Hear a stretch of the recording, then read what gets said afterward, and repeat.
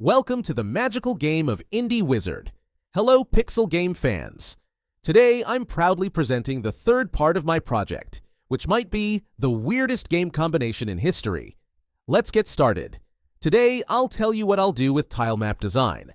Everything started with designing a 32 by 32 tile map. This size may seem small, but you realize the challenges it holds only when you dive in. Since it's groundwork, I decided to keep the contrast low, making the design easy on the eyes but also noticeable. After all, while walking in a pixel world, the ground shouldn't hurt your eyes, but should still remind you it's there, right? My first goal was grass and soil. I tried tiling and diagonal methods. But when it comes to the tilemap system, things get complicated. Why? Because the tilemap works like a positive and negative system. While grass and soil tilemap sets are used on the inner corners, the opposite structure is needed on the outer corners.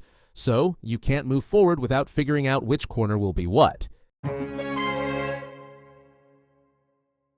Anyway, to avoid more complexity, I chose a cornered version. Classic, but a solid start. On top of this groundwork, I added hill designs. Things really went crazy here. The hills were like small puzzles. I created so many variations that I started labeling my designs with version numbers with each new trial.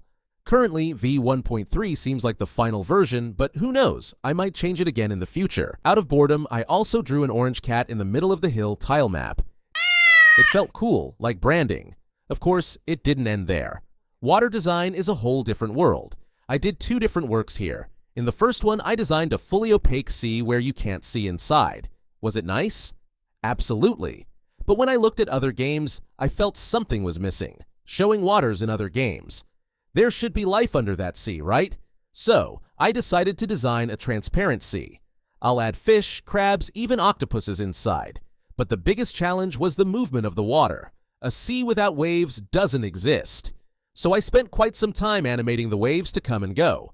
Finally, I successfully captured the rhythmic movement of the waves, and am really pleased with the result. This whole process was both challenging and fun.